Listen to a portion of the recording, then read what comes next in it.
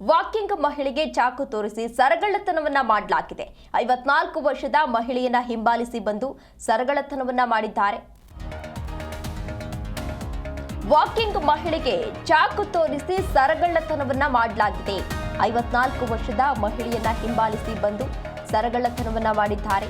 ಚಾಕು ತೋರಿಸಿ ಲೇಡಿ ಕುತ್ತಿಗೆಗೆ ಕೈ ಹಾಕಿ ಆ ಸರವನ್ನ ಕಿತ್ತು ಕದೀಮರು ಎಸ್ಕೇಪ್ ಆಗಿದ್ದಾರೆ.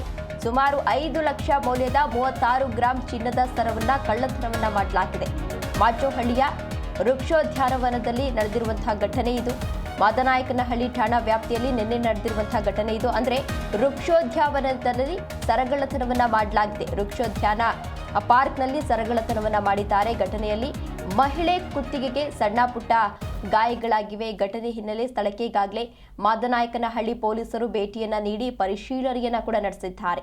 ಘಟನೆ ಹಿನ್ನೆಲೆ ತಾತ್ಕಾಲಿಕವಾಗಿ ಪಾರ್ಕ್ ಅನ್ನ ಕ್ಲೋಸ್ ಮಾಡಲಾಗಿದೆ. ದೃಶ್ಯಾವಳಿಗಳಲ್ಲಿ ನೀವು ಕೂಡ ಇದೀಗ ಗಮನಿಸ್ತಾ ಇರಬಹುದು. ಈ ಪಾರ್ಕ್ನಲ್ಲಿ ಮಹಿಳೆ ವಾಕಿಂಗ್ಗೆ ಅಂತ ಬಂದಿರ್ತಾರೆ. ಅಂತಹ ಸಂದರ್ಭದಲ್ಲಿ ಆ ಕಳ್ಳರು ಆ ಮಹಿಳೆ ವಾಕಿಂಗ್ಗೆ ಅಂತ ಬಂದಿದ್ದಾಗ ಆಕೆಯನ್ನೇ ಹಿಂಬಾಲಿಸಿಕೊಂಡು ಬಂದು ಆಕೆ ಕುತ್ತಿಗೆಗೆ ಕೈ ಹಾಕಿ ಸರಗಳ್ಳತನವನ್ನ ಮಾಡಿದ್ದಾರೆ ಎನ್ನುವ ಆರೋಪ ಇದೀಗ ಕೇಳಿ ಬಂದಿರುವಂಥದ್ದು. ಅವರು ಕೈ ಹಾಕಿ ಕಿತ್ತಿರುವಂತಹ ಹಿನ್ನೆಲೆಯಲ್ಲಿ ಮಹಿಳೆ ಕುತ್ತಿಗೆಗೆ ಚಿಕ್ಕ ಪುಟ್ಟ ಗಾಯಗಳಾಗಿವೆ. ಆಕೆಯನ್ನ ಹಾಸ್ಪಿಟಲ್ಗೆ ದಾಖಲು ಮಾಡಿ ಚಿಕಿತ್ಸೆಯನ್ನ ಕೂಡ ಕೊಡಿಸಲಾಗಿದೆ. ಜೊತೆಗೆ ಇಲ್ಲಿ ಕಳ್ಳತನ ಆಗಿರೋದ್ರಿಂದ ಈ ಪಾರ್ಕ್ ಅನ್ನ ತಾತ್ಕಾಲಿಕವಾಗಿ ಕ್ಲೋಸ್ ಮಾಡಲಾಗಿದೆ ಎನ್ನುವ ಮಾಹಿತಿ ಕೂಡ ಸಿಗ್ತಾ ಇದೆ.